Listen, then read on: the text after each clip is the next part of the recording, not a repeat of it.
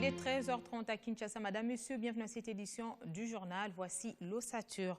Cinéma, le court-métrage Kindoki sera dégusté en avant-première par les téléspectateurs ce vendredi dans les installations de Biwan, un film de 20 minutes qui retrace l'histoire de Junior, un jeune Congolais débarqué à Londres qui voit sa vie tourner en enfer.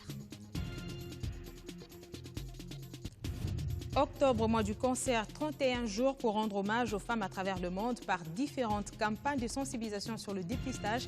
À Kinshasa, les structures qui militent pour la cause affichent déjà leurs couleurs. Marchons pour dire non à la violence, thème autour duquel l'humanité célèbre aujourd'hui la journée internationale pour la non-violence. À suivre dans cette édition du journal, un dossier complet sur cette question.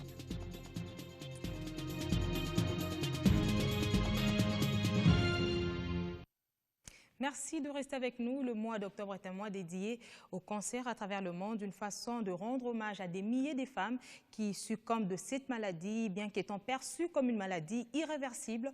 Le diagnostic le plus tôt demeure le moyen de prévention le plus efficace contre cette calamité. Pour ce faire, une campagne de dépistage a été organisée par l'ONG, aussi en partenariat avec le Centre international de diagnostic. Patricia Panzo pour le reportage. Mois d'octobre, mois dédié à la lutte contre le cancer du sein, un fléau qui tue de nombreuses femmes dans le monde. En République démocratique du Congo, les chiffres sont alarmants. La sensibilisation ainsi que le dépistage précoce sont les moyens efficaces pour lutter contre ce problème. Voilà ce qui justifie l'implication de l'Association internationale du cancer du sein. L'ONG ASICAS, en partenariat avec le Centre international de diagnostic, lance une campagne de dépistage du cancer du sein à la mammographie numériseur. On va sensibiliser la population à travers nos relais communautaires qu'on va larguer sur terrain. Et puis ces relais communautaires vont référer les cas nécessitant la mammographie vers les CID, donc les centres internationaux de diagnostic. On s'est dit 50% ASICAS prend en charge et 50% la patiente ou la concernée prend en charge. Donc pour vous dire, au lieu de $70 par mammographie, la personne est référée par nos relais communautaires, bien sûr, moyennant un bon ASICAS, va payer $35 au lieu de $70. Une campagne humanitaire que le Centre international de diagnostic accepte d'appuyer. Le CDI promet également son soutien aux autres femmes qui se présenteront dans leur centre durant ce mois d'octobre sans un bon ASICAS. On a pris ce partenariat pour la lutte et la défense contre le cancer du sein. Spécialement dans le mois d'octobre. Aujourd'hui, on vient d'annoncer même que toute personne craignant qu'il a du cancer du sein ou peut-être un potentiel d'avoir un cancer du sein, on va l'accepter chez nous à un forfait spécial aussi. Alors, au lieu de payer $70, ça va être $49 pour les agents normaux. Qui ne viennent pas du côté d'ASICAS, mais tout ce qui vient de la part d'ASICAS, ça va être à $35. Octobre Rose est un mois international de sensibilisation au cancer du sein et de la promotion de la mammographie comme meilleur moyen de lutte préventive du cancer du sein. Une autre campagne de sensibilisation, c'est celle menée par la fondation Walking Ladies, dénommée Kinshasa Rose, une initiative qui vise à mobiliser les hommes et les femmes de la capitale sur cette maladie qui tue des milliers de femmes à travers le monde.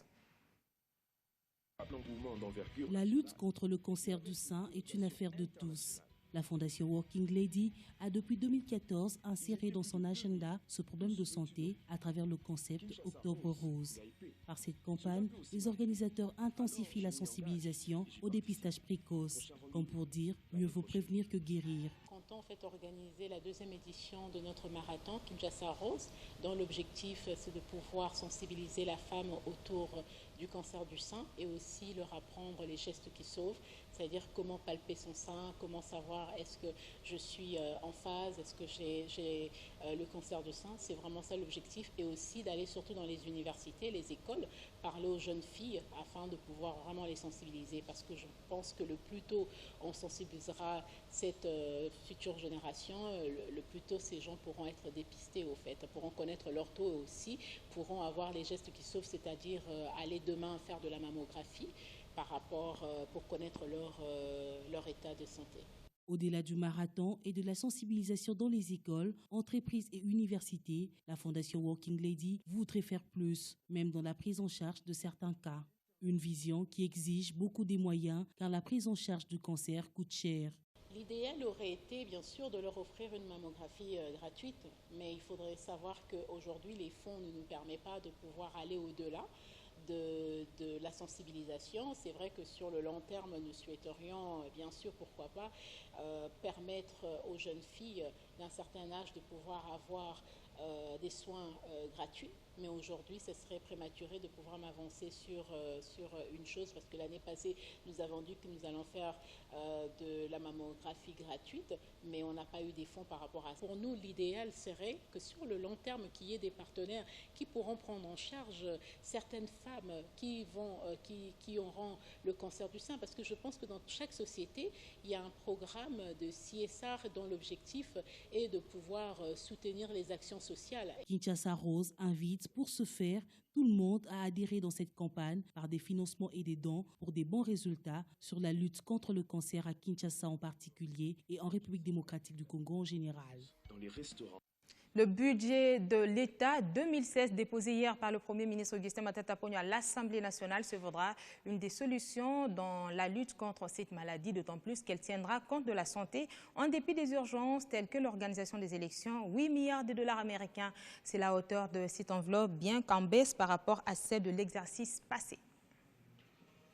La démarche ce jeudi du Premier ministre dans le bureau du président de l'Assemblée nationale est une exigence constitutionnelle. Accompagné du ministre du Budget et celui des Finances, Matata Ponyo est venu déposer auprès d'Aubin Minakou le projet du budget exercice 2016. Un projet évalué à environ 8 milliards de dollars américains, élaboré d'après le Premier ministre dans un contexte économique mondial particulier. C'est un projet qui s'inscrit dans une logique un peu difficile. Un contexte international marqué par la baisse, la croissance économique mondiale, la baisse des cours des principaux produits des matières premières d'exportation par la République démocratique du Congo, notamment les cuivres et le pétrole, dont les prix ont sensiblement baissé. Rien que pour le pétrole, le baril est passé de 120 dollars le baril à aujourd'hui moins de 50 dollars. L'année 2016 est une année électorale et ce projet de loi des finances y fait mention. Le ministre d'État au budget a donc prévu une ligne budgétaire significative pour les élections, quitte à ce que les recettes telles qu'elles seront mobilisées en 2016 permettent effectivement de rencontrer ces projections budgétaires. Avant l'examen et le vote de ce texte, les députés nationaux devront examiner le projet de loi portant reddition des comptes pour le premier semestre 2015. Le texte sera disponible dans un temps court, dixit Matata Ponyo. Cette session budgétaire traitera aussi du projet de la loi référendaire, loi qui fait objet d'une polémique au sein de la classe politique congolaise.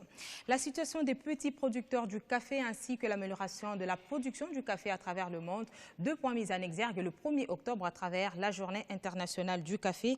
À cette occasion, le ministre de l'Agriculture, Pêche et Élevage s'est adressé aux amateurs du café ainsi qu'aux millions de caféiculteurs dont la substance dépend de cette culture. On écoute le ministre.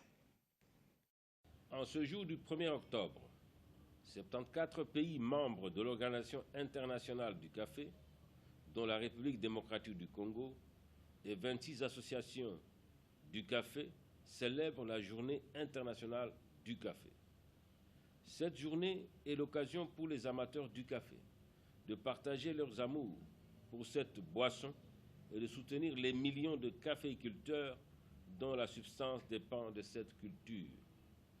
En République démocratique du Congo, le café, dont le fruit aux multiples vertus, fait le bonheur de l'humanité depuis sa découverte, est l'une des cultures de prédilection sur les terres congolaises. La vision du gouvernement, à travers cette stratégie, est d'améliorer les performances de la filière sur toute la chaîne de valeur et de créer des richesses en milieu rural à travers la caféiculture professionnelle et compétitive pour l'avenir. Le souhait du gouvernement est de faire de la Journée internationale du café une grande fête au cours de laquelle, au-delà de l'exposition des cafés sous toutes ses facettes et de la dégustation des meilleures liqueurs de café produits dans les 4 coins de la République démocratique du Congo, il sera question pour le futur de primer les meilleurs acteurs de la chaîne de valeur, à savoir les paysans producteurs, les négociants, les usiniers, les torréfacteurs locaux, les exportateurs et les transitaires transports.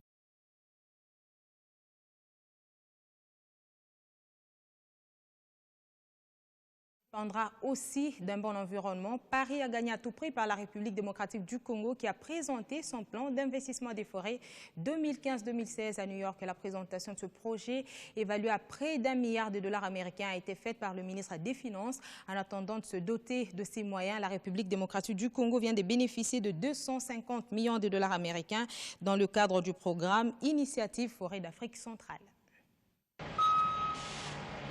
Au siège de la Banque mondiale et du FMI en plein cœur de Washington, le ministre des Finances et gouverneur auprès de ces 2 institutions a eu des rencontres de haute portée économique pour la République démocratique du Congo. D'abord, au Fonds monétaire international, une longue séance de travail de plus de 2 heures l'a mis face à face avec la directrice du département Afrique, Antoinette Monsieur-Saillé. Les 2 parties ont parlé mobilisation des recettes pour les secteurs prioritaires, infrastructures, santé, éducation et aussi pour les élections qui se profilent à l'horizon. C'était pour moi très utile pour avoir un peu plus d'informations sur l'effort que le gouvernement fait dans le cadre de mobilisation des recettes additionnelles. Si le gouvernement s'intéresse à un programme avec nous, nous sommes toujours là pour écouter et pour voir comment on peut en discuter. À la Banque mondiale, Henri-Yves Moulang a échangé avec l'administrateur du groupe de la Banque mondiale, Mohamed Siki Kayad, représentant les 23 pays membres. Ensemble, ils ont évoqué les différents programmes de réforme et de développement économique des pays membres, au total 23, dont la République démocratique du Congo, ainsi que des questions liées au développement économique. Rencontre scellée par la remise d'une œuvre d'art en guise de cadeau au nouvel administrateur de la Banque mondiale. Même geste posé en faveur de l'administrateur représentant de pays membres au sein du FMI. Une manière pour Henri Yave de cimenter les relations qui existent entre ces institutions de Bretton Woods et la RDC.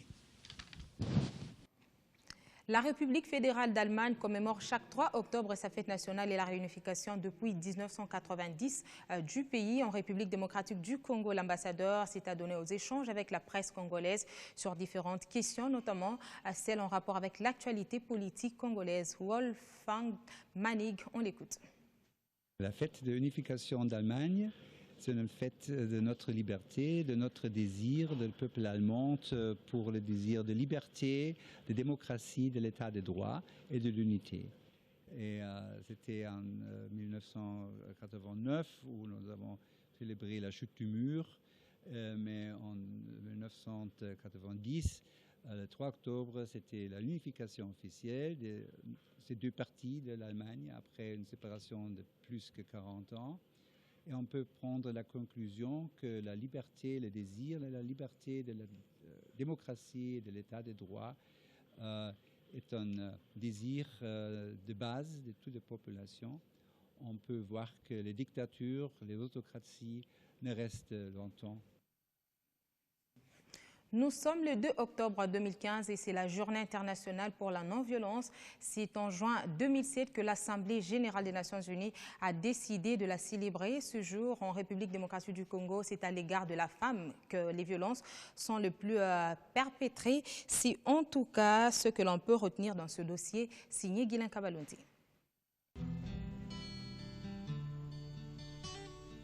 Considéré autrefois comme sacré et donc inaccessible par n'importe qui, n'importe quand et où, le corps de la femme congolaise la rend aujourd'hui vulnérable sur le plan sexuel du fait de la naissance d'une culture de viol. Arme de guerre à l'est du pays, Instrument d'humiliation en temps de paix sur le reste du pays, l'aggravation des violences basées sur le genre, particulièrement des violences sexuelles. Ça provoque la peur, la honte, des gens sont repliés sur soi et se sentent diminués parce qu'en fait, elle a connu quelque chose de pas très agréable, surtout qu'avec des personnes qu'elle ne connaît pas. Des conséquences, il y a plusieurs types de conséquences, mais il y a des conséquences d'abord, des conséquences physiques et il y a des conséquences psychosociales. Dans les conséquences physiques, il y a des conséquences physiques immédiates et il y a des conséquences physiques lointaines. Parmi les victimes, nombreuses gardent le secret ou se meurent à petit feu.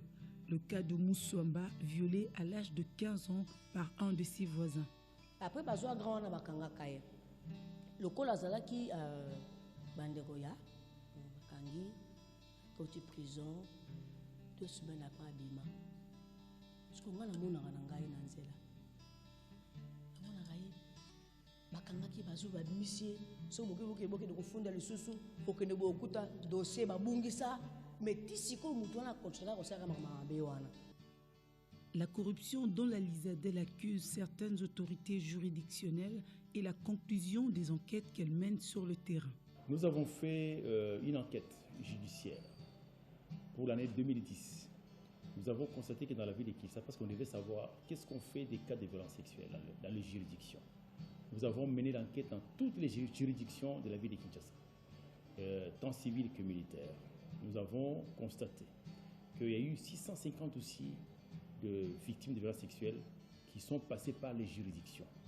Et ce que nous avons déploré, c'est qu'il y a eu plus de 110 dossiers pour lesquels les auteurs ont été innocentés, 250 dossiers classés sans suite. Dans tout ça, le non-respect de la loi est décrié tant chez les victimes que chez les organes d'accompagnement. Condamnation dans beaucoup de biso bongana mona l'état za na été hein. Ba mona ka mabeza la malamu. Malamu za mabe na Congo. Mais on te mona ngezoka. Na ba raté sur ko limbisa. Plusieurs mécanismes sont mis en place sur le plan juridique et sur diverses considérations, le cas de plaidoyer, démarches et autres. Mais rien ne modifiera le comportement des violeurs, quelle que soit la race et le rang social, si la loi n'est pas appliquée. Si les victimes attendent d'être soulagées, les violeurs passés et à venir, eux, persisteront ou se rétracteront que si la loi les frappait. Dans la rue, les airs divergent quant aux vrais responsables ou acteurs des violences, suivant ce micro-baladeur. Les femmes sont les premières personnes à violer les hommes. L'habillement fait défaut au sein des femmes. Voir une fille porter une mini-jupe aller rendre visite à son copain, c'est exciter déjà l'homme avant de passer à l'acte sexuel. Certes, les hommes violent les femmes, mais ce sont les femmes aussi qui violent les hommes en premier lieu. Voir l'habillement indécent des femmes congolaises, c'est grave.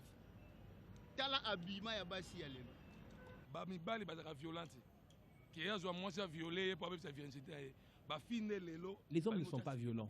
Voir un homme violer une femme pour détruire la virginité de cette femme, c'est rare. Faites un tour à Kinshasa. Vous observerez par vous-même les filles comment elles ne sont pas sérieuses. C'est pourquoi je dis aux hommes d'hisser des banderoles pour dénoncer les violences que les hommes subissent de la part des femmes le jour de la journée des femmes. Elles nous violent plus. L'homme est un être faible devant la femme. Les hommes ne font rien, ce sont les femmes qui excitent les hommes. Quand toi, une femme, tu t'habilles les sexes dehors, tu t'habilles les jambes dehors, tu fais quelle demande? C'est que tu as déjà fait la demande à l'homme sans que l'homme te demande. Par rapport aux violences que moi j'ai à dire au faux, moi-même d'abord de se respecter. Il faut changer aussi les comportements, il faut changer, il faut éviter le comportement, il faut bien s'habiller. Je pense selon moi que c'est d'une part aussi à l'accoutrement de la femme, de la jeune fille congolaise. Nous venons l'apprendre, le ministre des Ressources hydrauliques et énergie, Jeannot Matadi Nenga, séjourne dans la province du Congo central à Matadi. Matadi Nenga, accompagné du directeur général de la Régie des eaux, vient de réceptionner ce matin l'usine de captage et traitement d'eau construite par la cellule d'exécution des projets de la Régie de distribution d'eau. On parle célébration cette fois-ci avec les personnes du troisième âge. L'occasion a été offerte à la Société nationale des loteries de poser un geste de charité en offrant des biens de première nécessité à cette catégorie des personnes internées aux hommes de vieillards dans la commune de Lingwala. Ce geste de cœur à l'endroit de ces personnes du troisième âge témoigne de l'engagement social de la SONAL SA pour la cause de cette catégorie de personnes. Cette œuvre de charité s'inscrit aussi dans le cadre de la politique sociale de cette organisation, celle de contribuer tant soit peu à l'amélioration de la situation socio-économique de ces parieurs. D'où son attachement à ceux-ci. Que nous qui sommes forts, nous travaillons et nous devons aussi aider les gens de troisième âge parce qu'eux ne travaillent plus. Et les jours que nous serons aussi comme eux, ceux qui vont aussi travailler après nous, qui sont forts, ils vont aussi nous soutenir. C'est dans ce cadre-là que la Société nationale des loteries est venue pour faire ces gestes. Nous les faisons souvent. Ce n'est même pas la première fois que nous venons ici. C'est la énième fois que nous venons ici. À Kitambo, Kabambare et partout où il y a ces hommes de vieillards, la SONAL intervient toujours pour participer aussi à la vie de ces personnes. Au nombre de biens de première nécessité offerts, l'on a noté des sacs de manioc, des riz, des laits en poudre, des savons, de maïs de soja ainsi que de l'huile végétale.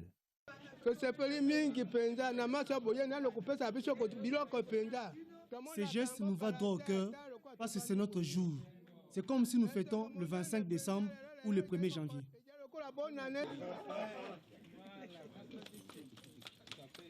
Cette œuvre de bienfaisance tombe à point nommé en ce 1er octobre où l'humanité tout entière célèbre la journée internationale dédiée aux personnes de troisième âge. Albertina, Lucia, Penagate, Zanina Taboye. Avant d'être vieux, on commence d'abord par la jeunesse. Parlons de la jeunesse avec l'alliance qui vient d'être scellée par le Parti du peuple pour la reconstruction et la démocratie et l'Institut national de préparation professionnelle. 3 mois durant, des centaines de jeunes seront formés dans diverses disciplines professionnelles. L'encadrement de la jeunesse, un moyen sûr de garantir le développement et l'avenir d'une nation. Le Parti du peuple pour la reconstruction et la démocratie l'a compris. Son secrétaire général vient de signer un protocole d'accord avec l'Institut national de préparation professionnelle pour assurer la formation à des centaines de jeunes du parti sans occupation dans diverses filières d'apprentissage. Une formation de près de 3 mois qui devra permettre à ces jeunes sans emploi d'être à même de devenir indépendants et compétents dans les filières de leur choix. Nous sommes convaincus qu'on ne pourra rien faire, qu'aucun développement n'est possible si la qualité de nos ressources humaines laisse à désirer. C'est pourquoi, convaincu au PPRD qu'il n'y a de richesse que d'hommes, nous pensons rebâtir d'abord l'homme congolais. Un geste fortement salué par les directeurs généraux de l'INPP. Mais ces Congolais-là, qui sont-ils? Ce ne sont que ces jeunes-là que vous voyez. Et la seule possibilité de les encadrer et de leur donner l'avenir sûr, c'est de venir ici à l'INPP. Une action salutaire pour un pays inscrit sur la voie de l'émergence.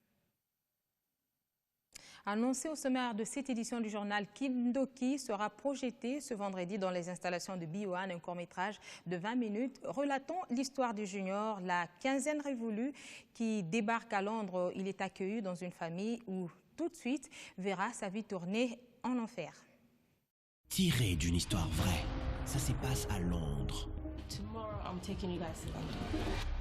Junior, la quinzaine révolue, est un jeune Congolais en provenance de Paris et qui atterrit à Londres. Il est accueilli dans une famille de sa communauté. Très vite, les choses basculent. Derrière ce sourire se cache une toute autre réalité sombre. Il est accusé de sorcellerie.